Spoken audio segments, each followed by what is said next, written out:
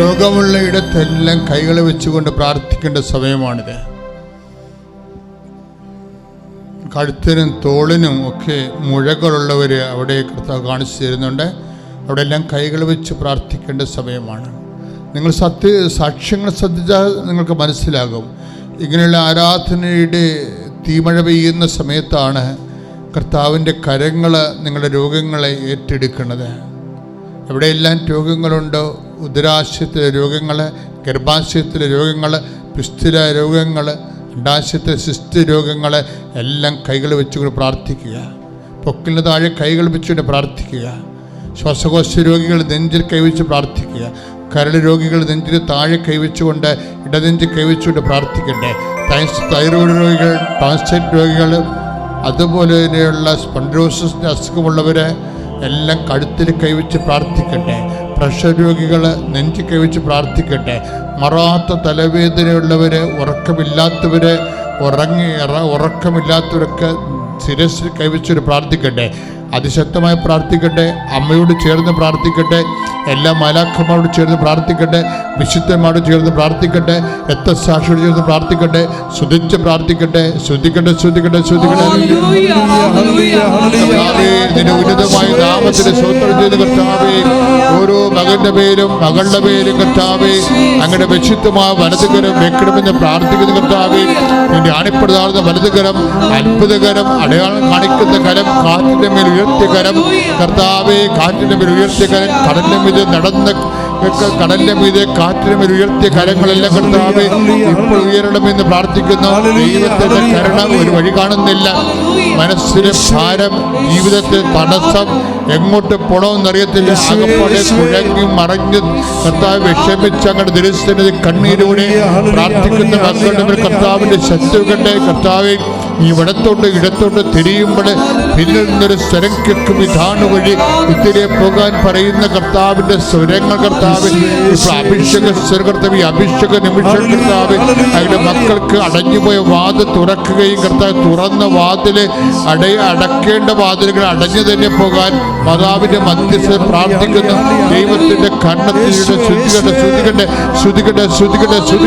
Hallelujah, ഹല്ലേലൂയ, ഹല്ലേലൂയ, ഹല്ലേലൂയ. യേശുവേ ആരാധന, ആരാധന. നാഥാ നീ മതി എനിക്ക്,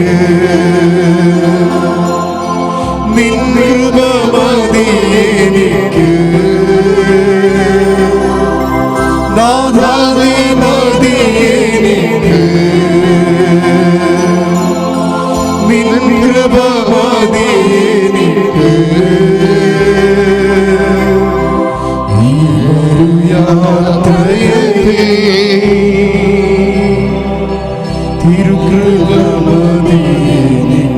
ഈ മരുയാത്രയതിൽ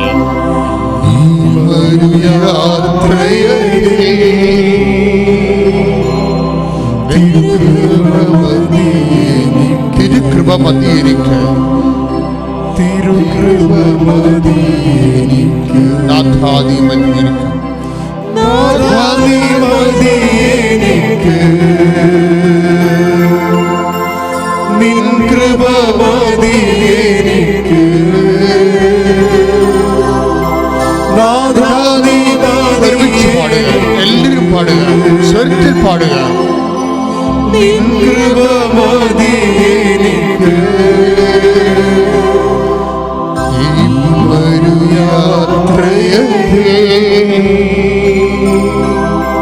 തിരുകൃപ മതി എനിക്ക്. ഈ മരുയാത്രയിൽ തിരുകൃപ മതി എനിക്ക്. അപ്പോൾ വേണ്ട സമയം നമ്മളെ സംബന്ധിച്ചിടത്തോളം പല സമയങ്ങളും നമ്മൾ മറന്നു പോകും. ആപ്ലിക്കേഷൻ കൊടുക്കേണ്ട സമയം ചിലപ്പോൾ നമ്മൾ മറന്നു പോകും. ചിലപ്പോൾ നമ്മൾ കൊടുക്കണ്ട എന്നൊക്കെ പറഞ്ഞങ്ങനെ ഇരിക്കും. പക്ഷെ വേണ്ട സമയത്തെ സംബന്ധിച്ചിടത്തോളം അത് കിട്ടുമോ ഇല്ലയോ എന്ന് ദൈവത്തിന് അറിയാനുള്ളത് കൊണ്ട് തന്നെ ചിലപ്പോൾ അന്ത്യനിമിഷങ്ങളായിരിക്കും, കർത്താവ് നിന്നെ ഇൻസ്പയർ ചെയ്യണത്. അപ്പം നീ ഇപ്പോൾ കഴിഞ്ഞ ദിവസം റോഷ്യാൻ എന്നും പറഞ്ഞൊരു നല്ല ഇടുക്കിയൊരു ലേഡിയുടെ സാക്ഷ്യമുണ്ടായി. അവർ ഫിസിക്സ് MS ആണ്, നല്ല മാർക്കോടുകൂടി പാസ്സായതാണ്. അപ്പോൾ അവരുടെ മുമ്പിലുള്ളത് തോമ്പടിക്കാരുതിയാണ്, കൊച്ചി. അവിടെ മുമ്പിലുള്ള ഓപ്ഷൻസ് അവർക്ക് നെറ്റ് എഴുതാം, ഗേറ്റ് എഴുതാം. പക്ഷേ ഈ കൊറോണയൊക്കെ വന്നപ്പോൾ അക്കാലങ്ങളിലെല്ലാം അവർ വീട്ടിലിരുന്ന് പഠിക്കുകയാണ്. 2 കൊല്ലം അങ്ങനെ ചുമ്മാ തള്ളിപ്പോയില്ല ആൾക്കാരുടെ. അതിനുശേഷം അവർ നെറ്റിലേക്കും ഗേറ്റിലേക്കൊക്കെ വർക്ക് ചെയ്തെങ്കിലും 2 പരീക്ഷ എഴുതിയവർ. പക്ഷേ എപ്പോഴും എബവ് 90% കവർ ചെയ്യുമ്പോൾ അവർക്കൊരു കോൺഫിഡൻസ് ഉണ്ട് ആ വിഷയത്തിന്. ഉടമ്പടി ഭാഷ പറഞ്ഞാൽ മെറിറ്റെന്ന് പറയും. നമുക്കുള്ള കോൺഫിഡൻസ് ഇല്ലേ, കോൺഫിഡൻസ് ചില സമയത്ത് മെറിറ്റ് കർത്താവ് തന്നെ ഡാമേജ് ആക്കി കളയും. ദൈവത്തെ ഡിവൈൻ എൻട്രി ഉണ്ടാകുമ്പോൾ മെറിറ്റ് ഡാമേജ് ആകും. അതിൻ്റെ കാലാവസ്ഥ വ്യത്യാസമാണ്. നമ്മൾ ഗ്ലോബൽ വാർമിംഗ് എന്നൊക്കെ പറഞ്ഞ പോലെയുള്ള ജീവിത കാലാവസ്ഥകളിൽ ചില വ്യത്യാസങ്ങൾ വരും. ഇത് സെൻസ് ചെയ്യാൻ നമുക്കൊരു വിശ്വാസിക്ക് പെട്ടെന്ന് കഴിയും. വിശ്വാസി അല്ലെങ്കിൽ മോങ്ങിക്കൊണ്ട് നിരാശപ്പെട്ട് സങ്കടപ്പെട്ട് തന്നെത്താൻ പഴിച്ചുകൊണ്ടിരിക്കും. ഇവരെ സംബന്ധിച്ചത് എൻ്റെ അവരുടെ പ്രോബ്ലം അവർക്ക് എല്ലാത്തിനും കോൺഫിഡൻസ് ഉള്ള ലേഡിയാണ്. കാര്യം എല്ലാം എപ്പോഴും എബവ് 90% 95% സ്കോർ ചെയ്യുന്ന ആളാണ്. മാത്സിനും ഫിസിക്സിനും ഒക്കെ അത്ര ഇൻ്റലിജൻ്റ് ആണ് ആൾ. പക്ഷേ എന്താ അവരുടെ പ്രോബ്ലം, അവർക്ക് നെറ്റ് എഴുതാം, അല്ലെങ്കിൽ ഗേറ്റ് എഴുതാം, കോളേജിൽ പഠിപ്പിക്കാം, എന്ത് വേണമെങ്കിലും ചെയ്യാം അവർക്ക്. പക്ഷേ അല്ലെങ്കിൽ PhDക്ക് പോകാം. അപ്പോഴേ ഗേറ്റൊക്കെ എഴുതി അങ്ങനെ അതുകൊണ്ട് അതൊക്കെ കിട്ടും എന്നവർക്ക് നല്ല കോൺഫിഡൻസാണ്. അത് കിട്ടും. കാര്യം എന്താണ്, അവർക്ക് ഇന്ന് വരെ അവർ കടന്നു വന്നിട്ടുള്ള എഡ്യൂക്കേഷൻ്റെ മുന്നേറ്റം, വിദ്യാഭ്യാസ മുന്നേറ്റങ്ങളിൽ ഒരിക്കലും അവർക്കൊരു ഇച്ഛാഭംഗം ഉണ്ടായിട്ടില്ല. അതാണ് അവരുടെ പ്രീ ഹിസ്റ്ററി. ചില ദൈവം ഈ പ്രീ ഹിസ്റ്ററി ഉണ്ടാക്കുന്ന കോൺഫിഡൻസിലെ കർത്താവിൻ്റെ ഉദ്ദേശം വേറെയാണെങ്കിൽ ചിലപ്പോൾ അത് ഡാമേജ് ആകും. ഇവർക്ക് എന്നാ സംഭവിച്ചു, ഒരു നെറ്റും എഴുതി ഗേറ്റും എഴുതി, അത്യാവശ്യം കോച്ചിങ്ങിനൊക്കെ പോയാൻ എഴുതിയത്. പക്ഷെ പരീക്ഷകളിൽ ചെല്ലുമ്പോഴേ ഇവിടെ കയ്യിൽ നിന്ന് വിട്ടുപോകും. പരീക്ഷ ഇവിടെ കയ്യിൽ നിന്ന് വിട്ടുപോകും. പരീക്ഷ കയ്യിൽ നിന്ന് വിട്ടുപോയാലേ ഇവർക്കൊരു ഭയങ്കര സങ്കടവും. കാര്യം ഇത്രയും സ്കോറിംഗ് ഉള്ള ഒരാൾ ഷോർട്ട് ലിസ്റ്റ് ചെയ്യപ്പെട്ടില്ലെങ്കിലേ ഈ നല്ല നല്ല കോൺഫിഡൻസിലേക്ക് സ്വന്തം അധ്വാനങ്ങൾ കൊണ്ട് കഷ്ടപ്പാട് കൊണ്ടും ഹാർഡ് വർക്ക് കൊണ്ടുമൊക്കെ നല്ല സ്കോറിങ് ഉണ്ടാക്കി വരുന്ന ആൾക്കാർക്ക് ഒരു തട്ട് കിട്ടുകയാണെങ്കിൽ ഉണ്ടല്ലോ, ഒന്നൊന്നര തട്ടായി പോകുന്നത്. പിന്നെ ഈ ആൾക്കാർ പൊങ്ങി വരാൻ പാടാണ് വിശ്വാസി അല്ലെങ്കിൽ. ഇവർ നിരാശ ഊശാന്താടിയൊക്കെ വളർത്തി ചുമ്മാ കഞ്ചാവൊക്കെ അടുക്കിട്ട് കണക്കിന് കാണാം. കാര്യം അവർ ജീവിതത്തിൽ പൊരുതി പരാജയപ്പെട്ടവരാണ്. പക്ഷേ എപ്പോഴും നമ്മൾ ശ്രദ്ധിക്കണമെന്ന് വെച്ച് കഴിഞ്ഞാൽ, നീ ഒരു വിശ്വാസിയാണെങ്കിൽ നീ തോറ്റാലും ദൈവം നീ ജയിച്ചുവോ നിശ്ചയിച്ചാൽ നീ ജയിച്ചതാണ്. കൈ ഇടിച്ച് കിടത്താൻ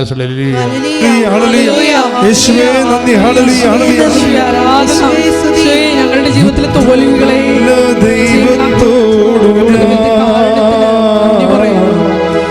എന്തു ചെയ്തു നന്ദി ചൊല്ലി എന്റെ കൊച്ചു ജീവിതത്തെ നിന്റെ മുൻപിൽ കാഴ്ചയില്ല. ഇത്ര നല്ല ദൈവത്തോടു ഞാൻ എന്തു ചെയ്തു നന്ദി ചൊല്ലിടും എന്റെ കൊച്ചു ജീവിതത്തെ നിന്റെ മുൻപിൽ കാഴ്ചയില്ല. പ്രഭാഷണ പുസ്തകമാണ്. ഒടുവിലാണ് ഞാൻ ഉണർന്നത്. കാലാപെറുക്കുന്നവരെ പോലെ മുന്തിരിപ്പഴം ശേഖരിക്കുന്നവരുടെ കൂട്ടത്തിൽ ഞാൻ പിന്നിലായിപ്പോയി. ഇത് ഉടമ്പടി വചനമാണ്. ഉടമ്പടി ആധ്യാത്മികത ഗർഭം ധരിച്ചിരിക്കുന്നൊരു വചനമാണിത്. ഒടുവിലാണ് പ്രഭാഷകൻ പ്രഭാഷകൻ 33:16. പ്രഭാഷകൻ 33:16. ഒടുവിലാണ് ഞാൻ ഉണർന്നത്. കേൾക്കുക. ഒടുവിലാണ് ഞാൻ ഉണർന്നത്. കാലാപ്പെറുക്കുന്നവനെ പോലെ ഞാൻ മുന്തിരിപ്പഴം ശേഖരിക്കുന്നവരുടെ പിന്നിലായി എന്നാൽ കർത്താവിന്റെ അനുഗ്രഹം നിമിത്തം ഞാൻ മുൻപന്തിയിലെത്തി. ഈ വചനം ഒന്ന് വായിച്ച്. ഇത് ഈ പ്രഭാഷണം 33:16 ഇപ്പം കർത്താവിൻ്റെ നാവിൽ തന്നതാണ്. അതുകൊണ്ട് എനിക്ക് നമ്പറൊന്നും കിട്ടാത്തത്. ഇത് ഡയറക്റ്റ് ഉടമ്പടി വചനമാണ്. എന്താണ്? Not by merit but by grace. Ephesians 2:8 ലിങ്കുള്ള വചനമാണ്. എന്താണ്? നോട്ട് ബൈ മെറിറ്റ്, നിൻ്റെ യോഗ്യതയാലല്ല, പിന്നെ എന്താണ്? കർത്താവിൻ്റെ കൃപയാലാണ്. അതാണ് അവിടെ എഴുതിയിരിക്കുന്നത്. എന്താണ് അത്? ജനകോടികളുടെ വിശ്വാസാനുഭവമാണ് ശരിക്കും. എന്താണ് ഒന്ന് പറഞ്ഞ്? ഒടുവിലാണ് ഞാൻ ഉണർന്നത്. കാലാപെറുക്കുന്നവനെ പോലെ ഞാൻ മുന്തിരിപ്പഴം ശേഖരിക്കുന്നവരുടെ പിന്നിലായി. എന്നാൽ കർത്താവിന്റെ അനുഗ്രഹം നിമിത്തം ഞാൻ മുൻപന്തിയിലെത്തി.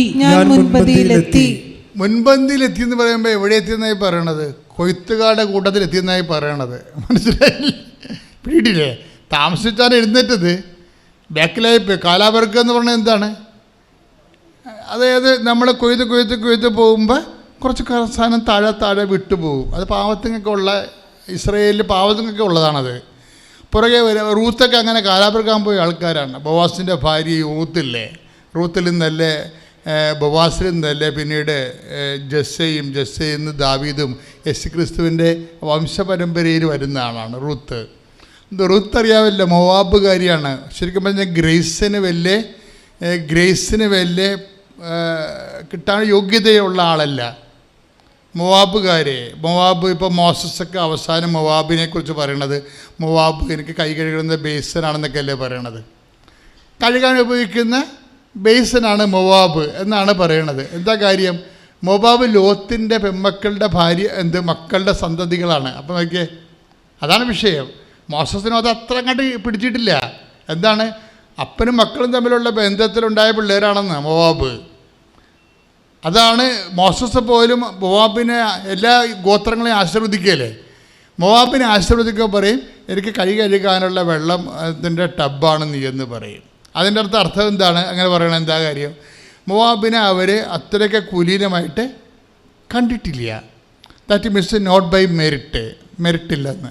ഈ മനുഷ്യന്മാരും മോസസ് ആയാലും ജോഷു ആയാലും അവർക്കെല്ലാം ഉള്ള ഒരു ഐഡിയ, കുലീനത അല്ലെങ്കിൽ മെറിറ്റ്, അങ്ങനെയുള്ള ഓരോ കാര്യങ്ങൾക്ക് വരുമ്പോഴും ദൈവത്തിൻ്റെ തീരുമാനം വേറെയായിരിക്കും. ദൈവം എപ്പോഴും വർക്ക് ചെയ്യണം മെറിറ്റിലല്ല. എന്താ പിന്നെ എങ്ങനെയാണ്? ഗ്രേസിലാണ് വർക്ക് ചെയ്യണം. പറഞ്ഞ മനസ്സിലായില്ലേ? റൂത്ത് കാലാപെറുക്കാൻ ചെന്നതാണ് ബോവാസിൻ്റെ ബാർലിപ്പാടത്ത്. പിന്നീട് റൂത്ത് മുമ്പിൽ വരുന്ന കാഴ്ച നമ്മൾ കാണുന്നുണ്ട്. ആ ഒരു ജന്മിയുടെ ഭാര്യയായിട്ട് അവൾ മാറും. അവൾ നിന്ന് ജെസ്സെ ജനിക്കും. ജെസ്സയ്ക്ക് മുമ്പ് ഒരാളുണ്ട്. ജെസ്സയിൽ നിന്നാണ് പിന്നീട് ദാവീദിൻ്റെ വംശത്തിൽ ഈശോയൊക്കെ പിറക്കണത്. എന്നൊക്കെ മൊവാബിൽ നിന്ന് ഈശോയിലേക്കുള്ള ദൂരം കണ്ടില്ലേ? Not by merit but by ഗ്രേസിലാണ്. കൈ ഇടിച്ച് കർത്താൻ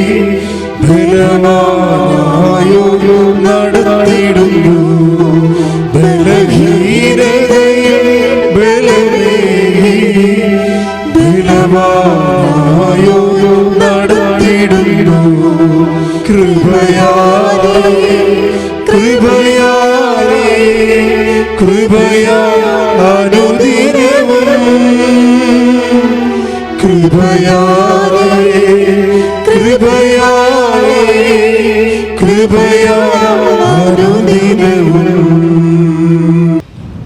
പിന്നെ ഞാൻ ഒരു കാറ്റഗിസം ടീച്ചറാണ് അവിടെ സ്കൂളിൽ. അപ്പം എനിക്ക് 2 കുട്ടികളെ ഞാൻ പഠിപ്പിക്കുന്നുണ്ടായിരുന്നു. അവർ പഠിത്തത്തിൽ വളരെ മോശമായിരുന്നു. അപ്പം അവർ എല്ലാ പ്രാവശ്യവും അവർ തോറ്റുകൊണ്ടിരിക്കുമായിരുന്നു. അപ്പം ഞാൻ അവർക്ക് വേണ്ടി വേദപാഠം എടുക്കുന്ന സമയത്ത് അവരെ തലയെ കൈവച്ച് പ്രാർത്ഥിക്കുമായിരുന്നു.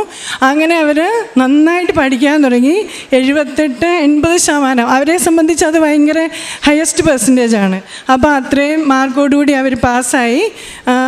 അങ്ങനെ മാതാവ് തന്ന അനുഗ്രഹങ്ങൾ ഒത്തിരിയാണ്. പിന്നെ ഞാൻ എപ്പോഴും സ്കൂളിൽ പോകുമ്പോൾ മാതാവിൻ്റെ ആ കാശ് രൂപം ധരിച്ചുകൊണ്ടാണ് പോകുന്നത്. അപ്പോൾ ടീച്ചേഴ്സിനൊക്കെ ആണെങ്കിലും അച്ഛനുമായിട്ട് ഞങ്ങളുടെ പ്രിൻസിപ്പളുമായിട്ട് എന്തെങ്കിലും ഡിസ്കഷനൊക്കെ ഉള്ള സമയത്ത് അവരൊക്കെ വരും, ടീച്ചറെ ആ കാശ് രൂപം ഞങ്ങൾക്ക് കൂടെ ഒന്ന് തരാമോ, പ്രാർത്ഥിച്ചിട്ട് പോയി കഴിഞ്ഞാൽ യാതൊരു പ്രശ്നവും ഉണ്ടാവില്ല എന്നൊരു ബോധ്യം എൻ്റെ കൂട്ടുകാരുടെ ഇടയിലും വളർന്നു. പിന്നെ ഞാൻ കാരുണ്യ പ്രവൃത്തികൾ ഞങ്ങൾ UP യിലായതുകൊണ്ട് ഒത്തിരിയൊന്നും ഞങ്ങൾക്ക് ചെയ്യാൻ പറ്റുന്നില്ല. എങ്കിലും എൻ്റെ സാലറി അക്കൗണ്ടിൽ വരുന്നത് ഞാൻ ആദ്യം ചെയ്യുന്നത് എൻ്റെ മുന്നിൽ ആ മാസത്തിൽ കുറച്ച് പേര് സഹായമൊക്കെ ചോദിച്ചിട്ടുണ്ടാകും. അപ്പോൾ അവർക്കൊക്കെ ഞാൻ സഹായിക്കും. പിന്നെ നാട്ടിൽ വരുന്ന സമയത്ത് ഫുഡ് ആവശ്യമുള്ളവർക്കും അതിൻ്റെ സാധനങ്ങൾ വാങ്ങിക്കൊടുക്കും. പിന്നെ വസ്ത്രങ്ങൾ അതൊക്കെ കൊടുക്കാറുണ്ട്. ഈ അൾത്താരയിൽ മാതാവ് പ്രത്യക്ഷപ്പെട്ട ഈ അൾത്താരയിൽ വന്ന് സാക്ഷ്യം പറയുവാനായി ഞങ്ങൾക്ക് ഭാഗ്യം ലഭിച്ചതിന് അമ്മയ്ക്കും ഈശോയ്ക്കും കോടാനുകോടി നന്ദി ഞാൻ പറയുന്നു. എൻ്റെ ജീവിത പങ്കാളിക്ക് എൻ്റെ പേര് സീന ജോസഫ് എന്നാണ്. എൻ്റെ ഭർത്താവിൻ്റെ പേര് ജോസഫ് മാത്യു. ഞങ്ങൾ കല്ലാനോട് ഇടവകയിൽ നിന്ന് വരുന്നു. എൻ്റെ ജീവിത പങ്കാളിക്ക് ഒരു സോറിയാസിസ് എന്ന രോഗമായിരുന്നു. ഞാൻ ഇവിടെ വന്ന് ഉടമ്പടി എടുത്തത് ജൂൺ 2022 അന്ന് മുതൽ ഞാൻ ഈ സോറിയാസിസ് എന്ന രോഗത്തിന് വേണ്ടി എൻ്റെ ഭർത്താവിൻ്റെ ദേഹത്ത് ഞാൻ ഇവിടുന്ന് കിട്ടിയ ഉടമ്പടി വസ്തുക്കളായ തേനും ഉപ്പും തൈലവും ഉപയോഗിച്ച് തന്നെ എൻ്റെ ഭർത്താവിൻ്റെ രോഗം ഞാൻ മാറ്റിയെടുത്തു. എൻ്റെ ഈശോയ്ക്ക് ഞാൻ അതിന് 1000 നന്ദി പറയുന്നു. ഞങ്ങൾ ഒരുപാട് മരുന്നുകൾ പുറത്തുനിന്ന് വാങ്ങിയായിരുന്നു, എന്നിട്ടൊന്നും കുറയുന്നുണ്ടായിരുന്നില്ല. ഏറ്റവും ഒടുവിൽ എൻ്റെ ഈ മരുന്നുകളാണ് ഈ രോഗം പൂർണ്ണമായും സുഖപ്പെടാൻ കാരണമായത്. രണ്ടാമതായി എൻ്റെ മകള് മാൾട്ടയ്ക്ക് വിസ വെച്ചിട്ട് മാൾട്ടയ്ക്ക് പ്രോസസ്സിങ് വെച്ച് ഒരിക്കലും നടക്കുന്നില്ലായിരുന്നു. 1.5 വർഷമായിട്ട് നടക്കുന്നില്ലായിരുന്നു. അവസാനം എല്ലാം റിജക്ഷനായി പോകുന്നത് ഒടുവിൽ ഞങ്ങളിവിടെ വന്ന് ജോസഫച്ചൻ്റെ അടുത്തുനിന്ന് കൈവെപ്പ് പ്രാർത്ഥനയിലൂടെ അച്ഛൻ കൊടുത്ത കാശ്രൂപം അണിഞ്ഞ് അവൾ 8ാം ദിവസം മാൾട്ടയിലേക്ക് പോയി രജിസ്ട്രേഡ് നേഴ്സായി ഇപ്പോൾ അവിടെ ജോലി ചെയ്യുന്നു. എപ്പോഴും മാതാവും ഈശോയും എൻ്റെ കൂടെ ഉണ്ടെന്നുള്ള ബോധ്യം ഞങ്ങൾക്കുണ്ട്. ഞങ്ങളെന്നും വിശുദ്ധ കുർബാനയിൽ പങ്കെടുക്കുകയും ആരാധനയിൽ എത്ര നേരം മുട്ടയിൽ നിന്ന് ആരാധനയിൽ പങ്കെടുക്കുന്നതിനും ഞങ്ങൾക്കൊരു മടിയും ഉണ്ടായിരുന്നില്ല. ഞങ്ങളിവിടുന്ന് കിട്ടുന്ന പത്രം ബസ് സ്റ്റാൻഡിലും ബസ്സുകളിൽ കയറിയും വീടുകളിലും ഒക്കെ കൊണ്ടു കൊടുത്ത് ഞങ്ങൾ സാക്ഷ്യം നൽകി. 2 മക്കളുടെയും വിവാഹം ഈ അൾത്താരയിൽ ഞങ്ങൾക്ക് പറയാൻ സാക്ഷ്യം തന്നെയാണ്. ഒരു പൈസയും ഞങ്ങളുടെ കയ്യിൽ ഉണ്ടായിരുന്നില്ല. പക്ഷേ എങ്ങനെയാണ് അത്ഭുതകരമായി മാതാവ് ഇത് ക്രമീകരിച്ചതെന്ന് ഞങ്ങൾക്ക് പോലും അത്ഭുതമായിരുന്നു.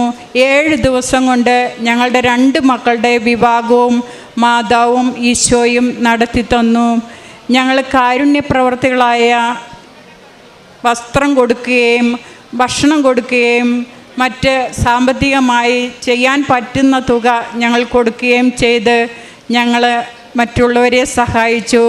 എൻ്റെ ജീവിത പങ്കാളിയുടെ സോറിയാസിസ് രോഗം പൂർണ്ണമായും സുഖപ്പെട്ടതിന് അമ്മ മാതാവിനും ഈശോയ്ക്കും എത്ര നന്ദി പറഞ്ഞാലും മതി വരില്ല. ഈശോയ്ക്കും മാതാവിനും കോടാനുകോടി നന്ദി ഞാൻ സാക്ഷ്യപ്പെടുത്തുന്നു. മാതാവിനോടും ഈശോയോടും അപേക്ഷിച്ചാൽ ഒരിക്കലും കൈവിടില്ല എന്ന് ഞങ്ങൾ സാക്ഷ്യം നൽകുന്നു. എൻ്റെ ജീവിത പങ്കാളിയുടെ രോഗാവസ്ഥയിലുണ്ടായിരുന്ന ഈ അവസ്ഥയാണ് ഇത്. ഇപ്പോൾ പൂർണ്ണമായും ഭേദപ്പെട്ട് ഒരു പാടുപോലുമില്ലാതെ അത് സൗഖ്യം തന്നതിന് ഞങ്ങൾ നന്ദിയോടെ അമ്മയ്ക്കും ഈശോയ്ക്കും 1000 നന്ദി പറയുന്നു. ദൈവനാമത്തിൻ്റെ മഹത്വത്തിന് ഞാൻ എൻ്റെ സാക്ഷ്യം സമർപ്പിക്കുന്നു. എൻ്റെ പേര് ജെയ്സി, ഞാൻ ചാലക്കുടിയിൽ നിന്നാണ് വരുന്നത്. എൻ്റെ ഭർത്താവ് ബിജു. ഞാൻ 14/5/2024 ആദ്യമായി ഉടമ്പടി എടുക്കുന്നത്. എൻ്റെ ഒപ്പം വന്ന് ഉടമ്പടി എടുക്കണമെന്ന് എൻ്റെ ഭർത്താവിന് ഭയങ്കര ആഗ്രഹം ഉണ്ടായിരുന്നു. പക്ഷേ ആൾ UAE-യിലാണ്. അതുകൊണ്ട് വരാനും പറ്റില്ല, എടുക്കാനും പറ്റില്ല. ആൾക്ക് ഉടമ്പടി ഓൺലൈൻ എടുക്കാൻ താല്പര്യം ഉണ്ടായിരുന്നില്ല. അപ്പോൾ ആൾക്ക് എണ്ണയും തൈലവും ഉപ്പൊക്കെ വേണമെന്നായിരുന്നു ആഗ്രഹം. അപ്പം ഞാൻ വന്നെടുത്തു. പിന്നെ അങ്ങനെ ഞാൻ വീട്ടിലോട്ട് പോയി. അത് കഴിഞ്ഞപ്പോൾ എനിക്ക് പ്രേക്ഷിത പ്രവർത്തനം എന്താ ചെയ്യേണ്ടതെന്ന് ഒരു പിടിപാടും ഉണ്ടായില്ല. ആ സമയത്ത് ഞാൻ അങ്ങനെ പ്രാർത്ഥിച്ചു, എന്താ ഞാൻ ചെയ്യേണ്ടത്, പ്രേക്ഷിത പ്രവർത്തനം എന്താ ചെയ്യേണ്ടതെന്ന് ഇങ്ങനെ പ്രാർത്ഥിച്ചുകൊണ്ടിരുന്നു. അന്നേരം ഞാൻ യൂട്യൂബിൽ എല്ലാ വീഡിയോസും ഇങ്ങനെ കാണും. ലൈക്ക് ചെയ്യലൊന്നും ഇല്ല, കണ്ടിങ്ങനെ ഓരോ വീഡിയോസും കാണും. അങ്ങനെ കണ്ടിരിക്കുമ്പോൾ ഒരെണ്ണം ലൈക്ക് ചെയ്യുന്നതിനോട് പറയാണ്. ഞാനപ്പോൾ ആ വീഡിയോയ്ക്ക് ഞാൻ ലൈക്ക് ചെയ്തു. പക്ഷെ അത് ലൈക്കാവണില്ല. ലൈക്കാവാതെ അത് ക്രിയേറ്റീവ് ചാനൽ എങ്ങനെ പോവുക, ക്രിയേറ്റീവ് ചാനലിലേക്ക് പോവുക. എന്നോട് ക്രിയേറ്റീവ് ചാനൽ എന്ന് പറയുക, ആ പേജിലേക്ക് പോവുക. എനിക്ക് ഒന്നും ചെയ്യാൻ പറ്റില്ല. അപ്പം ഞാൻ പിന്നെയും ബാക്ക് അടിച്ചു, പിന്നെയും അത് ലൈക്ക് ചെയ്തു. അപ്പോഴും ക്രിയേറ്റീവ് ചാനലിലേക്ക് പോവാം. അങ്ങനെ ഞാൻ വിചാരിച്ചു എന്നാൽ എൻ്റെ ഇമെയിൽ ID കൊടുത്ത് ക്രിയേറ്റീവ് ചാനൽ ചെയ്യാം. എന്നിട്ട് ഞാൻ അതിൽ അക്കൗണ്ട് എടുത്തു. അന്ന് തന്നെ മാതാവിൻ്റെ ഒരു വീഡിയോ എടുത്ത് ഞാൻ അപ്ലോഡ് ചെയ്തു. അപ്പോഴാണ് എനിക്ക് മനസ്സിലായത് എന്നെ പ്രേക്ഷിത പ്രവർത്തനത്തിലേക്ക് അമ്മ വിളിച്ചതാണെന്ന് എനിക്ക് അപ്പോഴാണ് മനസ്സിലായി. അങ്ങനെ ഞാൻ ഒരു യൂട്യൂബ് ചാനൽ അമ്മ മാതാവ് എന്നുള്ള പേരിൽ തുടങ്ങി. ഇപ്പോഴും അതിൽ വീഡിയോസ് ഇടാനുണ്ട്. ഒത്തിരി പേര് മാതാവിനെ കാണുന്നുണ്ട്, ലൈക്ക് ചെയ്യുന്നുണ്ട്. മാതാവിന് നന്ദി. അത് കഴിഞ്ഞ് ഞാൻ ഉടമ്പടി എടുത്ത് ഒരാഴ്ച കഴിഞ്ഞപ്പോൾ എൻ്റെ ഭർത്താവിന് പനി വന്നു. എന്ത് പനിയാണെന്നൊന്നും ആദ്യം മനസ്സിലായില്ല. നല്ല തലവേദന, നടുവേദന, എണീക്കാൻ പറ്റില്ല. ഒരാളുടെ സഹായം ആവശ്യമായിട്ട് വന്നു. അത്രയ്ക്ക് ബുദ്ധിമുട്ടിലായി. അപ്പോൾ ഞാൻ ഇവിടെ പ്രാർത്ഥിക്കുന്നുണ്ട്, ഛർദിയുണ്ട്. ഞാൻ ബൈബിളിൽ കൈവച്ച് ഞാൻ പ്രാർത്ഥിക്കും. ചേട്ടൻ്റെ നെറ്റിയാണെന്ന് കരുതി ഞാൻ തൈലം പുരട്ടും. എന്നിട്ടൊന്നും കുറവില്ല. ഡോക്ടർ പറഞ്ഞു അഡ്മിറ്റ് ആവണം, ഡെങ്കു ഫീവറാണെന്ന് പറഞ്ഞു. എനിക്ക് ഭയങ്കര ടെൻഷനായി. ഒരാളുടെ സഹായം ഇല്ലാണ്ട് അവിടെ എങ്ങനെയാണെന്ന് വിചാരിച്ച് ഞാൻ മാതാവിനെ വിളിച്ച് കരഞ്ഞു. അന്നേരം കമ്പനി തന്നെ ടിക്കറ്റ് എടുത്ത് ചേട്ടനെ നാട്ടിലോട്ട് കൊണ്ടുവന്നു. ഇവിടെ വന്ന് ഇറങ്ങി നേരെ ഞങ്ങൾ പ്രൈവറ്റുള്ള ആശുപത്രിയിൽ കണ്ടു. ഡോക്ടർ ഞാൻ തൈലം കൊടുക്കണ്ടായിരുന്നു. എൻ്റെ കഴുത്തിൽ ഇവിടുത്തെ കാശ് രൂപം, വെഞ്ചിരിച്ച കാശ് രൂപം കിടക്കണ്ടായി. ആ കൊന്ത ഞാൻ ചേട്ടന് ഊരി കഴുത്തിലിട്ട് കൊടുത്തു. പ്രതീക്ഷ എന്നെ പ്രാർത്ഥന ചൊല്ലി ഞാൻ പ്രാർത്ഥിക്കും. അങ്ങനെ 3 ദിവസം കൊണ്ട്, അത് 3ാമത്തെ ദിവസം, അതായത് ചൊവ്വാഴ്ച, ഞാൻ ഇവിടുത്തെ ഉടമ്പടി പ്രാർത്ഥനയൊക്കെ കൂടി ചേട്ടൻ്റെ റിസൾട്ട് വന്നു. പ്ലേറ്റ്ലെറ്റ് കൂടി, നിങ്ങൾക്ക് വീട്ടിൽ പോവാം. 3 ദിവസം എനിക്ക് ആ ഹോസ്പിറ്റലിൽ കിടക്കേണ്ടി വന്നുള്ളൂ. എൻ്റെ കുർബാനയോ പ്രാർത്ഥനയോ ആ ദിവസങ്ങളിലേക്ക് മുടങ്ങിയിട്ടില്ല. മാതാവിൻ്റെ വലിയൊരു അനുഗ്രഹമായിട്ട് ഞാൻ കരുതുന്നു. പിന്നെ അങ്ങനെ ചേട്ടൻ്റെ അസുഖം മാറി. ഞങ്ങൾ പോയി ടെസ്റ്റ് ചെയ്തു. ഡെങ്കുവിൻ്റെ പ്രശ്നങ്ങളൊന്നും ഇല്ലയെന്ന് പറഞ്ഞു. പിറ്റേ ദിവസം ഞങ്ങൾ ഇവിടെ വന്നു. ഇവിടെ വന്നെങ്കിലും ഞങ്ങൾക്ക് ചേട്ടന് ഓൺലൈനായിട്ട് എടുക്കാനും താല്പര്യമില്ലാത്തതുകൊണ്ട് തന്നെ ഞങ്ങളിവിടെ വന്ന് ഉടമ്പടി എടുത്തു. ചേട്ടൻ്റെ പേരിൽ ഉടമ്പടി എടുത്തു. ഇവിടെ വന്നു കഴിഞ്ഞപ്പോൾ എനിക്കൊരു വചനം എൻ്റെ മനസ്സിലേക്ക് വരുന്നുണ്ടായിരുന്നു. സാക്ഷ്യം പറയുന്നുള്ള ആ തോന്നലും വരുന്നുണ്ട്. ഈ ബൈബിൾ വചനവും വന്നിട്ടുണ്ട്. ഈ വചനം വായിച്ചു നോക്കിയപ്പോൾ സാക്ഷ്യം പറയാൻ തന്നെയാണ് എന്നോട് പറഞ്ഞത്. ഞാനിവിടെ വന്നു കഴിഞ്ഞപ്പോൾ ഭയങ്കര തിരക്കായിരുന്നു. ഭർത്താവിന് പറഞ്ഞപ്പോൾ പിള്ളേരെയും കൊണ്ടാണ് ഞാൻ വന്നിരുന്നത്. അപ്പോൾ അവർക്ക് വിശക്കണു അങ്ങനെ കാര്യങ്ങളൊക്കെ പറഞ്ഞ് ഞങ്ങൾ സാക്ഷ്യം പറയാതെ തിരിച്ചു പോവുകയാണ് ചെയ്തത്. ഇതിന് മുൻപ് ഒരു അത്ഭുതം കൂടിയുണ്ട്. ഞങ്ങൾ 5-ാം തീയതി ആണ് വന്ന് ഉടമ്പടി എടുത്തത് ചേട്ടൻ്റെ പേരിൽ. അന്ന് വരുന്ന വഴിക്ക് എറണാകുളത്ത് വെച്ചിട്ട് ഞങ്ങൾക്ക് വഴി തെറ്റി. അത് വഴി തെറ്റിന്ന് ഞങ്ങൾക്ക് മനസ്സിലായില്ല. ഞങ്ങൾ വഴി തെറ്റി അങ്ങോട്ട് വണ്ടി പോയിക്കൊണ്ടിരിക്കെ ഞാൻ ആകാശത്ത് മാലാഖയുടെ രൂപം ഞാൻ കണ്ടു. വാള് കയ്യിലേന്തിയ മാലാഖയുടെ രൂപം മേഘത്തിൻ്റെ രൂപത്തിലാണ് ഞാൻ കണ്ടത്. ഞാൻ ചേട്ടനെയും വിളിച്ച് ഞാനത് കാണിച്ചു കൊടുത്തു. വഴി തെറ്റിന്ന് പിന്നെ കുറേ ദൂരം വന്നു കഴിഞ്ഞപ്പോഴാണ് ഞങ്ങൾ പോകുന്ന വഴിയൊന്നുമല്ല കാണാറുള്ള ഞാൻ വരുമ്പോൾ കാണാറുള്ള ബിൽഡിങ്ങുകളൊന്നുമല്ല കാണണേ. ഞാൻ പറഞ്ഞു നമുക്ക് വഴി തെറ്റിയിട്ടുണ്ടെന്ന് തോന്നണേ. വണ്ടി തിരിച്ചു കഴിഞ്ഞപ്പോൾ ഞാൻ ആ മാലാഖയുടെ രൂപം കണ്ടിട്ടില്ല. ഞങ്ങൾ ബോർഡ് നോക്കി, ആലപ്പുഴ ബോർഡ് നോക്കി കറക്റ്റായിട്ട് ഞങ്ങൾ ഇവിടേക്ക് വന്നു. അന്ന് എന്നോട് സാക്ഷ്യം പറയാനായിട്ട് മനസ്സിൽ തോന്നി. അന്ന് ഞാൻ സാക്ഷ്യം പറയാതെ തിരിച്ചു പോവാണ് ചെയ്തത്. ഉടമ്പടി എടുത്ത ഈ ഉടമ്പടി പത്രവും കാറിൻ്റെ ഫ്രണ്ടിൽ ഞാനിങ്ങനെ സൂക്ഷിച്ചു വെച്ചായിരുന്നു. പക്ഷേ കാറിൽ നിന്ന് വീട്ടിൽ ചെന്ന് കാറിൽ നിന്ന് ഇറങ്ങിയപ്പോൾ ഈ ഉടമ്പടി പത്രവും തൈലവും എടുക്കാൻ മറന്നുപോയി. ഞാൻ എന്നിട്ട് വീട്ടിൽ ചെന്ന് ഓർത്തിട്ടില്ല. ഞാൻ കിടക്കാനായിട്ട് പ്രാർത്ഥനയെല്ലാം ചൊല്ലി കിടന്നു. പക്ഷേ എനിക്ക് ഉറക്കം വരുന്നില്ല. 3 വർഷമായിട്ട് എനിക്ക് യൂറിൻ ഇൻഫെക്ഷൻ ഉണ്ടായിരുന്നു. അത് ഈ 2 വർഷമായിട്ട് എനിക്ക് ഉണ്ടായിട്ടില്ല യൂറിൻ